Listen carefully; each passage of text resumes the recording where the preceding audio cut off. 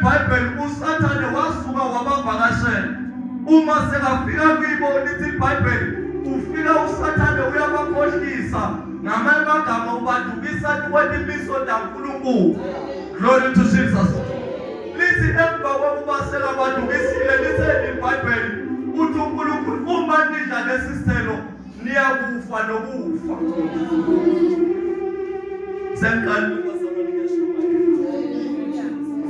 Uma uNkulunkulu akhipha loyo myalo, wakhipha loyo myalo emthanda umuntu. But lithi leBhayibheli uma kungendeka niwe bese nidla kulesithelo kuyawufika kufa bese kuyakufikela. Lithi lami iBhayibheli bayathatha ke Adam na Eva. Lithi waqala Eva wadla sithelo. After Eva sekaqedile lithi wabuyela kumyeni wakhe. Lithi makafika khona uthi sengidlile mina akukendeki lutho. Ake uthatha nawe ubese uyadla.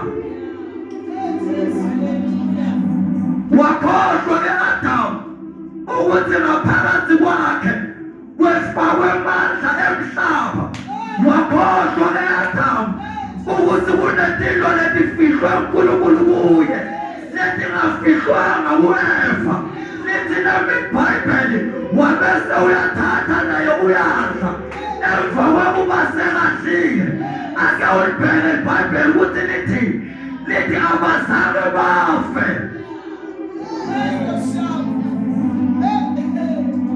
Because uma kwedala umuntu bazalwane lithi uNkulunkulu wakwedala konke ngithi lithi makaqedze ukudala konke lithi maqedza wabika imithini emazulu ngithi wathi ake sidale umuntu ozofana nathi. My God.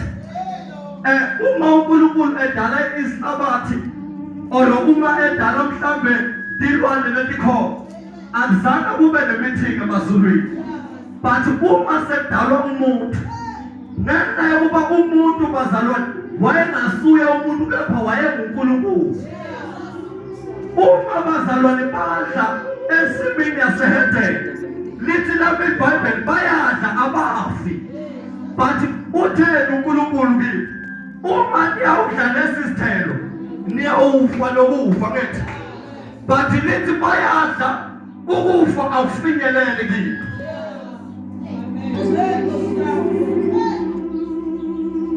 Dani uma silanza bazalwane lomlando lithi emva kokuba sebadlile uNkulunkulu akazange akhone ukuphinde akhulumisane nomuntu.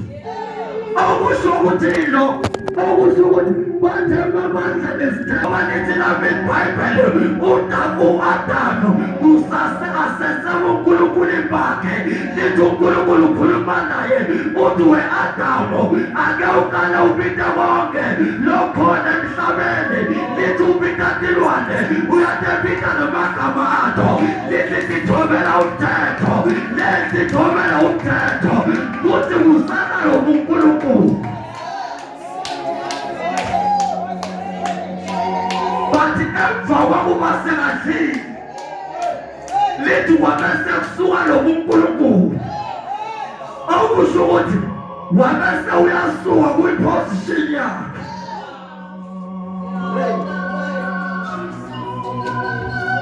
Lithi wabese kuba nemizamo. Ananize ngibale bazalwane ngoba siyakwazi.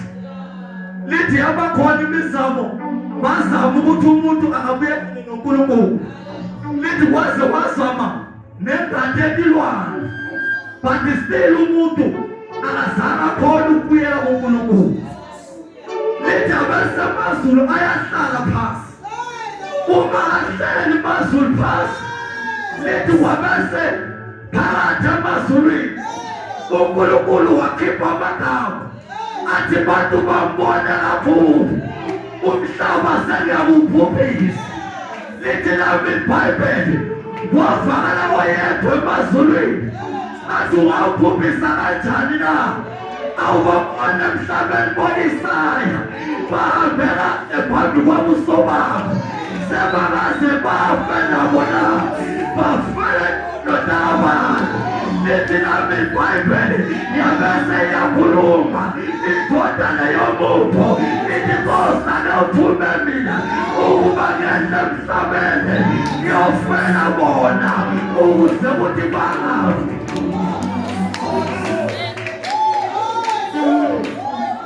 Anobek lizulu lenza imithini ngithi lehlela ukuza kwaJesu emhlabeni ngithi losithane wenze imithini kepha sitshelwanga ngemithini kaSathane. Uma enza imithini uSathane wenza imithini yokuvimba Jesu. Awungiva thina lithi nami iBhayibheli uma Maria aphunelwa kuJesu lithi noMartha waphunelwa kuJohane. Bheka lezulu ukuthi lenzani. Lezulu liyamyeka uJesu because liyamazi uJesu ukuthi unamandla kangakanani. Masuka liqeda ukuyeka Jesu liyaphakathi esiswini sika-Elizabeth malifika khona libese libulala Johane. Why bazalwane uSathane abulale Johane? Wazi kahle uSathane ukuthi indlela yaJesu kwamele ibhukule kuJohane. My God and my Father, ngoba uSathane bazalwane uyayazi into ekumele ayivimbe, akavimbi lento langaziyo ukuthi uyawuhluleka kini. Uma uSathane makafika kuwena ubulala Johane nethi uma ubulala Johane wazi kahle uSathane ukuthi lithezulu malihleka lathi uJohane kumele abekhiphi nasebhethesda amemetheke athi ukhona lozayo laza uma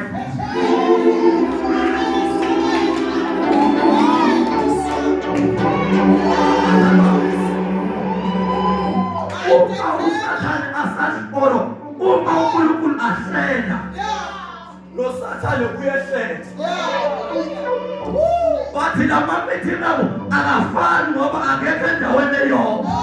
Siyake msone mina bazalwane ngathi uSathane uyavakasha ezulwini because yonke into edlalwa emazulwini uSathane uyayazi and uyakwazi ukuthi kwamele wephumelele kanjani. uJesu akakwazi ukusebenza akadlulanga kuJohane, uJohane ambhabhatise.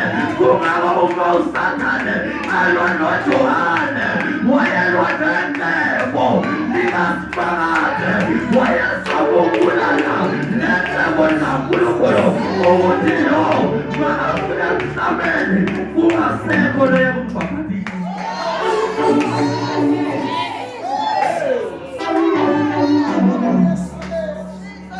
Lithi uma singafona singaphila emhlabeni glory to Jesus. Lithi leBhayibheli uma sifunda lithi indodana yomuntu uprofeta Isaya methi uma uprofeta Isaya aprofeta lele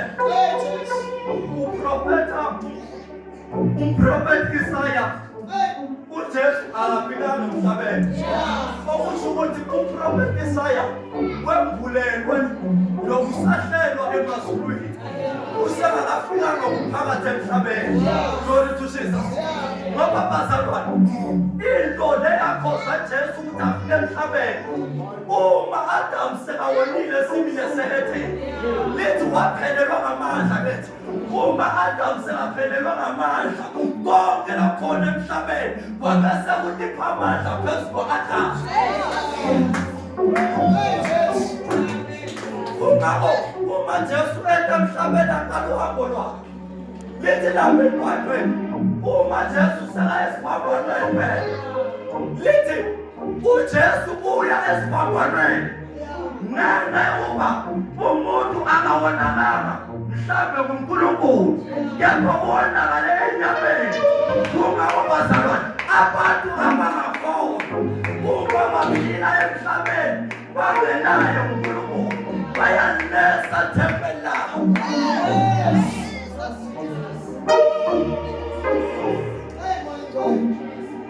Lithi bazalwane uma Jesu sekafika emhlabeni lithi wafika emhlabeni wafika sikhathi lithi iBhayibheli uma sekaye kwaBethel lithi uthatha emadodana or uthatha indoda lithi ukhuphukela emhlabeni yaseGethsemane makafika khona lithi lami iBhayibheli ufika khona uyakothandaza uma ekothandaza lithi uthandaza wese Nkosi ngiyacela ukuthi mayidlula lesitha phezu kwamehlo ami masedlule ningasiphuzanga okusho ukuthi Jesu wazi kahle ukuthi ngiphila enyameni inyama le-Adamu wayenza yababuthakathaka uma Adamu inyama yenze ibuthakathaka ungenzeka nami ngithi ngiveza intando kaNkulunkulu ngigcina ngiwaphakathi esonweni ukuthi Nkosi mayedlula nemzelo mayidlula ngingayiphuzanga ngamafaka mayithi mayidlula ngingaweli esonweni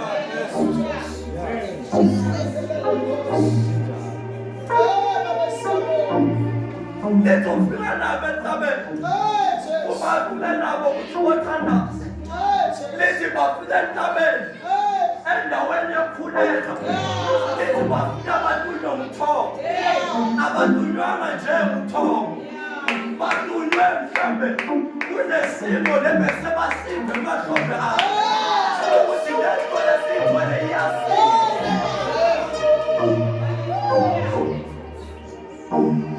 ngoba bazalwane uma sakwayenzeka into enkulu empilweni yakho uyake uzwe nje ukuthi umoya wami kunento ayishoyo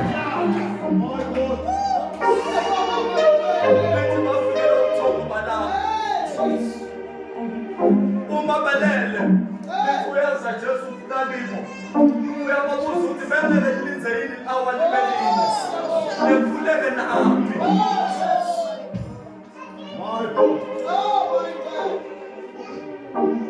lithi uma uJesu ajika ubuyele emuva lithi bayaqhubeka futhi bayalapha lithi waze kwaba kathathu lithi mase abuye okwesithathu lithi lami iBhayibheli ufika uyakhuleka uma ekhuleka lithi inyembezi yakhe yabese yakhuphuka uma inyembezi nengathi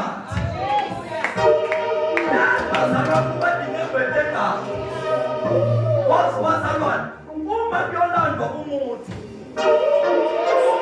wazalwane akalandwa ungekho sivumelwane segazi lithile iBhayibheli uma Jesu akhala lithi kuphumele inyembezi lengadi lebeseqala ukuphuma ingadi leyaprofethwa Isaya namabaka seqala izwi kaNkulunkulu liyaphezela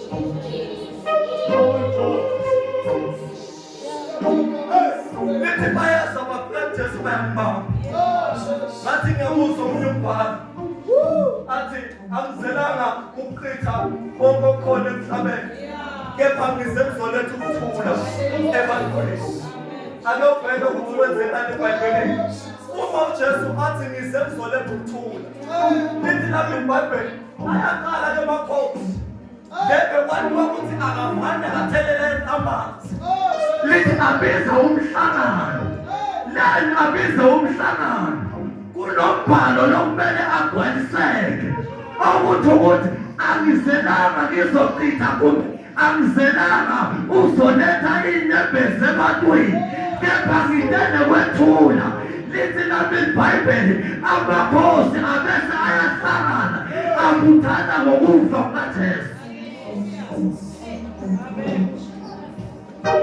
lithi uma sikabuthene wafika sesinalevesi esifundile lithi iBhayibheli lapho uthi uprofeti Isaya akayibona lento lithi uma abhala asimshayanga akuyinto yalutho ngamanye amagama lisho ukuthi wathe ashathwa akekho umuntu lobe akade aneswelo but ngeke ukuthi kwakumele kulandwe umuntu cause bazalwane indzaba yokulanda umuntu akekho umuntu lobe angalandza umuntu emhlabeni ngaphandle kwaJesu le bazalwane angekho emhlabeni ukuthi uJesu bazalwane ungumfanekiso wemuntu okusho ukuthi umuntu unguNkulunkulu akukwazi ukuthi makulandwa umuntu kulandwa isilwane bathi kulandwa uJesu kuze ukuthi umuntu abuyele kuNkulunkulu uma bazalwane sekuthathwa le ndlela yokuya phakathi emhlatshelweni lithi uma bangene phakathi nendlela bathi ngiyayibona inkosi yabo lithi bebasale ngasemuva abanye bekade bayishaya lithi bebasale ngasemva kwakhe nabanye bekade bayithuka lithi bebasale ngasemva kwakhe lithi bekade basho konke lithi uma basale ngasemva kwakhe lithi uma bemshaya bazalwane lithi igazi lakhe lathi maliphuma labasele awolwele esihlabathini uma igazi lakhe lwele esihlabathini lithi bebaloma mlandela ngemuva lithi uma beshaya uma bayidonsa ikanvasi buyele emuva ingathi ngathi ngiyabona yaqala yapreya uma ipreya labantu ohamba khona ngoba bazalwane nendzaba yensindiso ayiqalanga ngokusindisa mina nawe kepha yaqala ngokusindisa labo bakade baba bekalvasi bashaya ngoba lekade bashaya besade phuma legazi lesasindiswa ngayo athi umbhali bakabhala legadi lengaphelelwa isikhathi athi umbhali bakabhala konke kuyaphelelwa isikhathi kepha legadi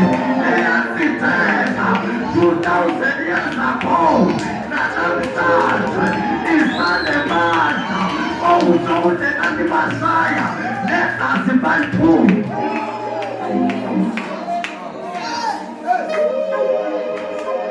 ngathi ngibona uma beshaya bebazi bazalwane abantu uma bazalwane abantu bahamba baya ku-step semthamo lithi lapho iBhayibheli amekho uma basaya khona bazalwane isivumelwano asenzwa ngobangubo bathi isivumelwano senziwa kwi-altari kaNkulunkulu lithi lapho iBhayibheli bebaya entsabeni yomnuko okusho ukuthi bebaya kwi-altari kaNkulunkulu lithi mabahamba baya khona bakusala ngemuva lithi bebakade bathi mabashaya lithi qhubeke indodana yokuthi ihamba ngathi ngiyabona ithwele isibambane lithi beshaya uma beshaya ngathi ngiyabona wethabuka inyama lithi wethumelanele khadi bathi lithi yaqhubeka yaya kwi-altari kaNkulunkulu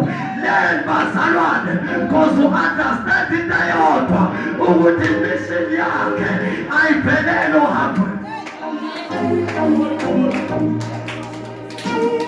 lithi bekuselele muva bemshaya uJesu waphakama lo mlungu wabhala angazi ukuthi bekabhala kumele ayithathayo lithi bakaphakama athi ngemivimbo yakhe siyasathola amandla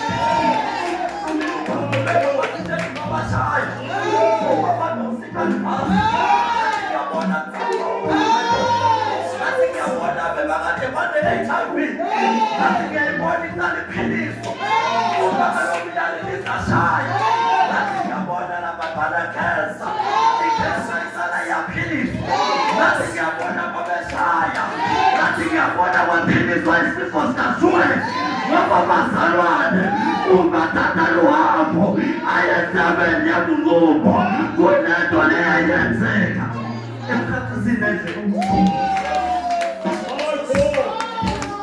ngoba imishini yaJesu ekuza ukuthi eze afike emhlabeni kwakuthi kwamele kuphiliswa tonke tifo lebekhona emhlabeni letifo letavelwa esimini yasehedeni laphiliswa ngesikhathi Jesu sekaya esiphambanweni Glory to Jesus. Yabona iBhayibheli lithi nendaba yakhe sasiliswa ke manje uyanceda lithi Nemivimbo yakhe sabe sesebenza siyaphiliswa sinaqeda leBhayibheli awusho ukuthi imishini yaJesu bese iphelile. Bathi lithi lapha iBhayibheli ayiphelelanga lapho. Waqhubeka Jesu waya esiphambanweni. Leli bazalwane Jesu ayesiphambanweni bathi kugula sekunqotshiwe. Leli Jesu ayesiphambanweni bathi ingadi yakhe seyichithekile. Kunempilo bazalwane leti bakazametheneke emkhathisini nendlela bathi lelidinga ukuthi aye emqoblezweni ukuze ukuthi liyawufezwa.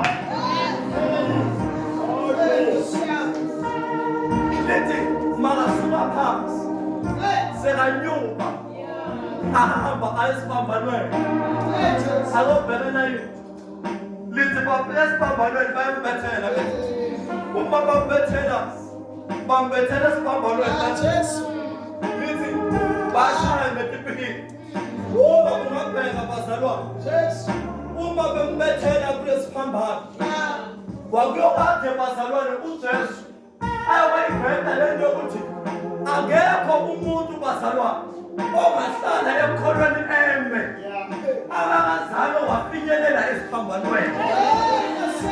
Lithi makafika khona esiphambanweni phela lithi ufika esiphambanweni soshatiwa ngethi ufika esiphambanweni ingadi yakhe seyichithekile okusho ukuthi isindiso seyiphelelekile.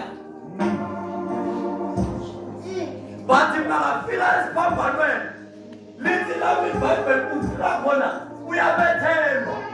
Uma Jesu afika esiphambanweni abethelwa okusho ukuthi bazalwane kunempilo ledidinga ukuthi umuntu azabethelwa.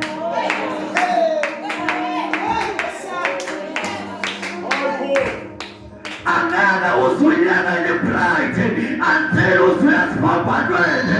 Angeke uyeke isebo until uya esiphambanweni.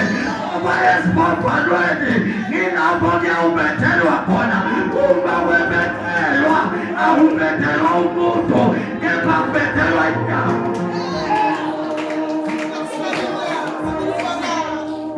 Uma afika esiphambanweni bafike bambethela ngethi uma sebaqedile ukumbethela lithi esiphambanweni uma sekabethelile lithi ngala bekunesilelesi angethi ngapha lithi bekunesilelesi angethi lithi Jesu wayekade eme emkhathisini na isilelesi lebesingala besingashatshwanga nesilelesi lebesingapha besingashatshwanga okusho ukuthi bebakhona ngoba bebemkhaphile. Bathi lithini lapha iBhayibheli emva kokuba umuntu sekawonile lithi emhlabeni wonke uNkulunkulu wabese uyahlukana nomuntu. Uma uNkulunkulu ehlukana nomuntu lithi lapha iBhayibheli wabese kudaleka umkheleko. Uma sifunza i-Old Testament sesiwelela ku-New Testament kuba nepheji le-clean.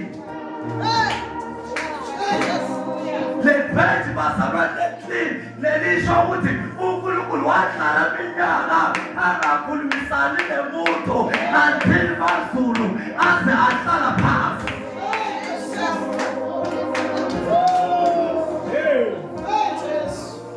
Lithi makafika esiphambanweni lithi ufika khona uyabethelwa ngethi lithi ngapha kwesayidi langapha kwakade kubethelwe isilelesi angethi ngapha kulesayidi langapha ngethi kwakade kunesilelesi. Lithi lapha iBhayibheli makafikile Jesu wafika wangena emkhathisini wakhe isilelesi esingapha bazalwane sasikade sirepresenta umuntu angethi umuntu lophilayo emhlabeni. Ungawolithi iBhayibheli na-Adamu wokuqala safa ngethi na-Adamu wesithu sabe sesiyaphiliswa. Uma bazalwane isilelesi sekuqala sasirepresenta umuntu lithi liyakhuluma letileleni sithi lesekuqala uma wena uyindodana kaNkulunkulu sikhulule wena ubese wekhulula nathi. Glory to Jesus.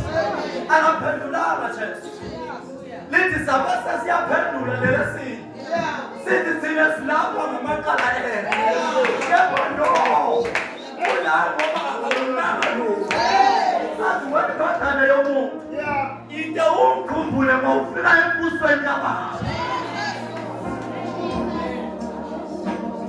lani bazalwane bekwe isitelezi na kwevulwe ebucathi bekwe isitelezi lithi kahle kahle iBhayibheli lithi emva kokuba umuntu sekawonile uNkulunkulu wahlala isikhathi engakhona ufinyelela emuntwini ngiyezwakala bazalwane awusho ukuthi uJesu uma enda emkhathini lithi bekanethele connection nebekade seyifile nebekade seyikhona lensambo lebeseyithabukile ngoba besehluka i-connection yomuntu noNkulunkulu ngoba isilelesi sekuqala besimpresenta uNkulunkulu isilelesi sesibili besimpresenta umuntu okusho ukuthi umuntu noNkulunkulu bebangakwazi ukukhulumisana ngaphandle kokuthi kufike Jesu lapha khona Johane athi akekho loya kuBaba ngaphandle kokubadlula kimi ngamagama ongakwazi ukufika kuNkulunkulu ngaphandle kokuthi udlule kuJesu uma neta Jesu emhlabeni bekade atobhala legemu leyavulela mhlazana uAdampona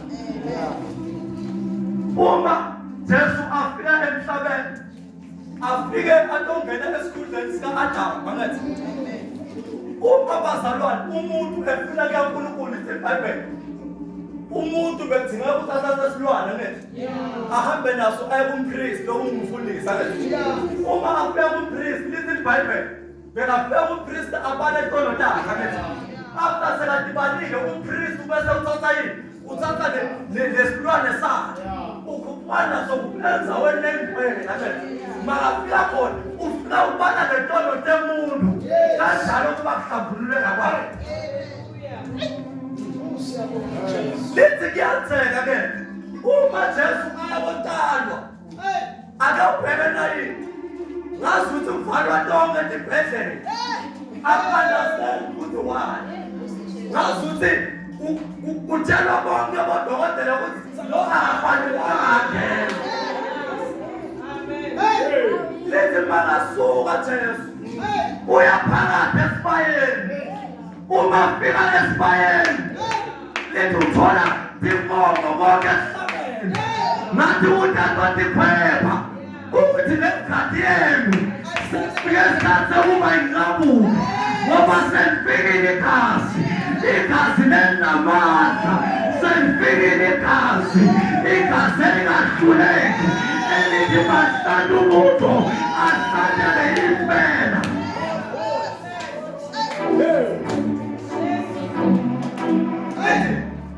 uma Jesu sekafikile lithi yakhe ingane yafika kwabakanye wabakusindiswa komuntu uma umuntu bazalwane ewa esonweni akusho ukuthi akazange asindiswe wasindiswa but walekha into eyodwa wathi maqeda ukusindiswa wangayiyona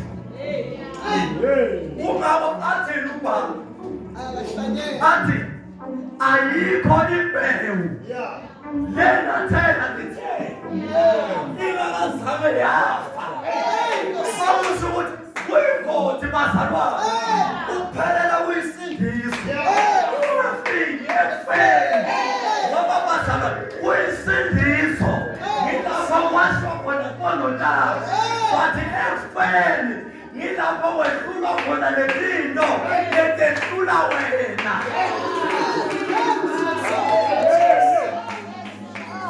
uma uhlulwa inhlebo bazalwane uma yoma phambi kule-altari bafundisi uthi ngiyasindiswa ngethi akusho ukuthi inhlebo seyihambile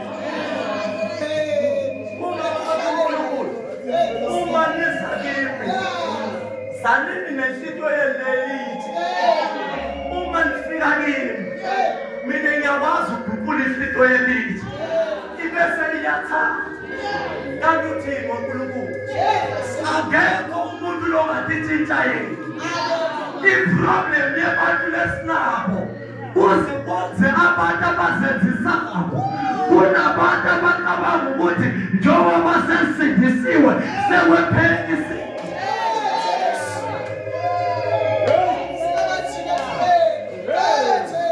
ngoba ithelo likaNkulunkulu atifiki ngesindiso but tifika ngokufa uma Jesu asayiphambanweni asiba lutho ngamolongweni uma Jesu emhlabeni asiba lutho ngamolongweni but uma Jesu singavulekeni uthi angishini lokho lo moya lo akusho ukuthi after umuntu sekafile uzamolongweni lothetha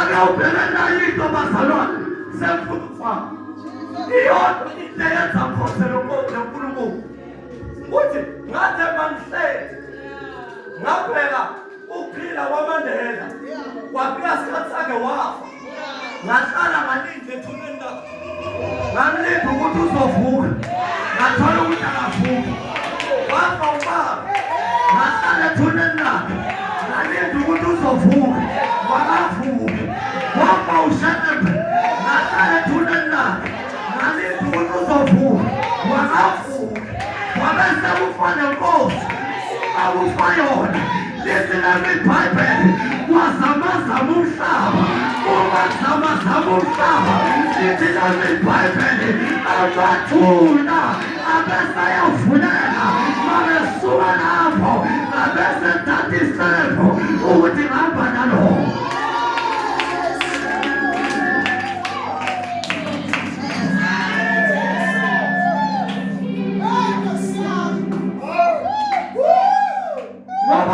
Abafile bayahluleka bathi my God uzakhonza nabafile uyakhonza nabahluleka bathi lolezikhonza ezinami iBhayibheli uma ushwayela lezineselo setempeli lilisantuka lapha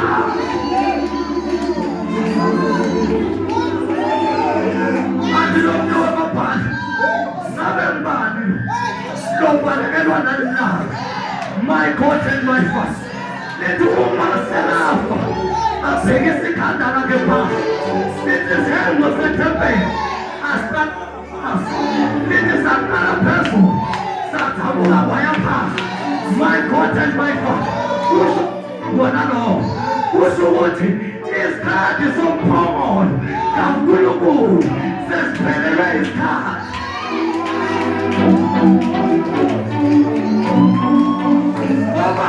uma bayawayenza umhlatshelo bebayawenza umphongolo kanti uma sekuvotheza lethi umphongolo waphumela ngaphansi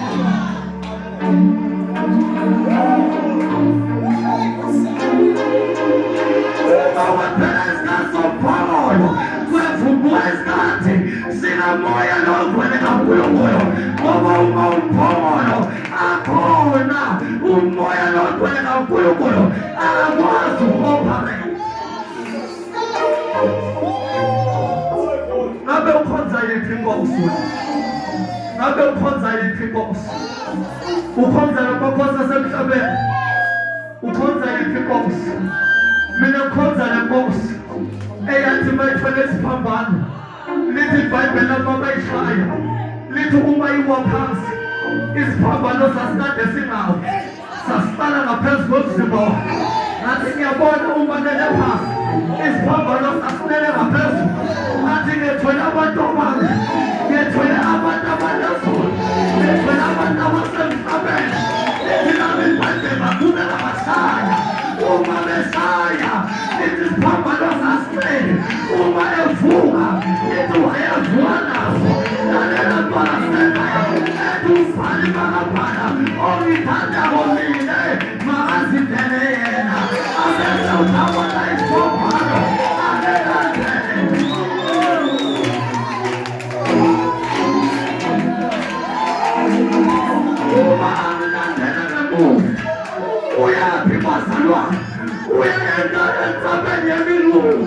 Lengenza benyaminuko bese.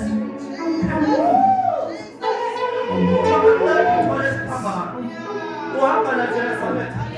Uyakuveza benemumo la. Uma siyenza benemumo. Bena yini? Emhlabeni yemumo ifana ne-altar kaNkulunkulu. Isifana ne-altar kaNkulunkulu. Because emhlabeni yemumo ilapho soyenza khona sivumelwano noNkulunkulu. Ungabothini iBhayibheli lokholwayo abese uyavuma ngomlomo wakhe ukuthi uJesu uyinkosi nemsindisi. Uyobese uyasindisa. Isivumelwano leso asiyendwa ngomaNkulunkulu. But isiyendwa emhlabeni yemumo.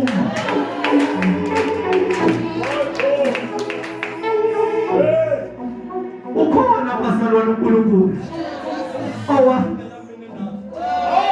Ukhona bazalwane uNkulunkulu. Owathela ukuphila kwakhe ngenxa yami nawe. Ukhona uNkulunkulu owakhetha ukushada, wakhetha ukuthupha, wathubelwa mina nawe. Ngabe sitoko sasekhaya unaye yini uNkulunkulu? Ngoba bakhona lapho uNkulunkulu bathi akekho ufana noNkulunkulu lesiphethe.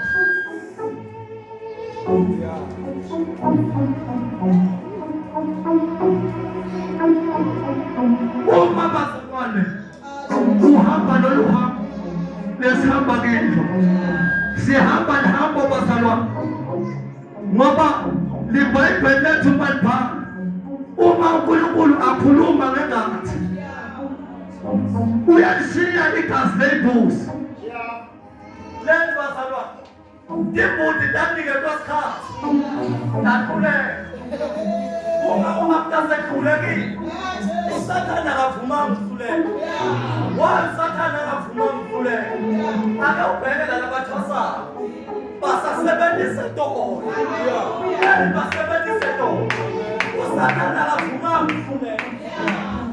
Ake ubheke uma wena bathi wongezwa ibhadi kwelazwa lembubu leyana leyanotshwa yabhalelwa sikhali sazalwe indodana yomuntu ifike emhlabeni. Ukhona uJesu owathi mabuye emhlabeni wafike wangena njengomakoti. Umangena njengomakoti ngiyabona bazalwane. Uma umakoti emshadweni akakwazi ukuya emshadweni ngaphandle kwe-red carpet. Because i-red carpet bazalwane uke afise ukuhamba phezu kwakhe. Lithi uma bazalwane ugibela i-red carpet kuba nabantu abeze bazokubukela. Abanye bashayile imali phambili kwetende. Kanjalo uma kiwesibhalweni bakade ukuthanela ikubu tebani. Lithi bakuthanela ikubu tebani. Lithi Jesu wayeqale phambili. Makaqale phambili bazalwane. Lithi u-anqitha ingadi yakhe. Ingadi yakhe makayicitha wayendlala i-red carpet. Uma edlala i-red carpet kwabuza thina emva kwakhe sinyathela phezu kwe-red carpet siyaphakathi emshadweni. My God and my Father, kungakho lithi iBhayibheli uJesu umyeni thina sumakoti. Lenathi uJesu bazalwane ungumyeni cause uJesu nguye nosidlalelabo i-red carpet. After singayidlalile sibe sesihamba phezu kwakhe. Abanye bahamba phezu kwe-red carpet bahamba kiyo ngetinyembeti ahamba akhala. Abanye banga-understand ukuthi ukhalela bacabanga ukuthi ukhalela ukuthi uyafela kanti ukhalela ukuthi ngaze ngafika. Lithi uma bafika bazalwane alobheka uma uye emshadweni uhamba phezu kwe-red carpet amehlo. Uma sowuphelile sowusukile ufika phambi kule-altar bethi masowufikile kule-altar bheka ukuthi kwenzenani. Ngenziwa ifunga bethi uma sekuphethiwe benza ifungo babekuwena. Akusho ukuthi umshado uqalela e-pulpit lapho kwenziwa khona ifungo. But umshado uqala ngenkathi sekuphele kwendwa ifungo. My God. Abantu aba-understand ukuthi why lelibhangeli lethu legcwale inhlupheko kangaka. Ngoba after bazalwa tifungo nilapho kuqala khona umshado. Okusho ukuthi masowuqedile ukuhamba phezulu kwerekaphethe ubese ungena emshadweni. Masowungena emshadweni ngilapho kwetala hlangana tinto. Ngilapho abantu bakhuluma khona bathi babhekene bathi bayakholwa kepha bayahlupheka. Why bazalwane? Ukuthi sophelile umshado. Seqala isikhathi. My God. Uma bazalwane usasekuyi-red carpet. Kuba nabantu abashaya izandla. Kuba nabantu abankikizelayo. Uma usamukela uNkulunkulu. Kuba nabantu abazokushayela izandla. Bathi waze wafika mntwana sekhaya. Ngangena isandla ekhaya. Bathi masowuqedile ukumukela uNkulunkulu sowujika ubuyele ekhaya. Abasekho labantu awushayana. Uma bangekho labantu awushayana sephile umuntu ozophila. Uma sawuphila ngilapha iBhayibheli selifakaza khona lithi emhlabeni setungele isigungu sabofazi. Uma sawuphelile umshado sowuqedile ukufunga sowungenile emshadweni kuqala khona inhlupheko kuqala khona impilo kuqala khona ukuhletshwa kuqala ukuzondwa. Lelibazalwane wezondwe sowufikile emshadweni.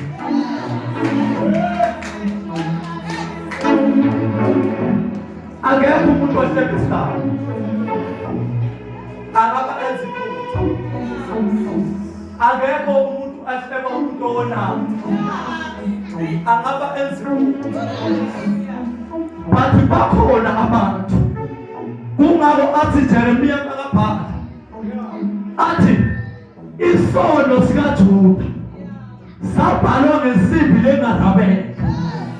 Okusho ukuthi noma ungaba sowuqedile ungena emshadweni bathi kunebantu laba bambetolo takho tayito.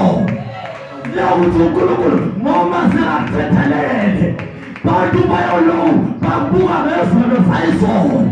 Uyawuthi ushumayela abanye babuzane bathi ushumela uthilo oqeda inkukhu zabantu. Uthi uhlabelela bathi uhlabela uthilo oqeda amadoda abantu. Lalela mfana sekhaya uma sowufikile kuyi-red carpet wabese uyadlula ungena emshadweni. Ngilapho kuqala khona kuhlakahlakana.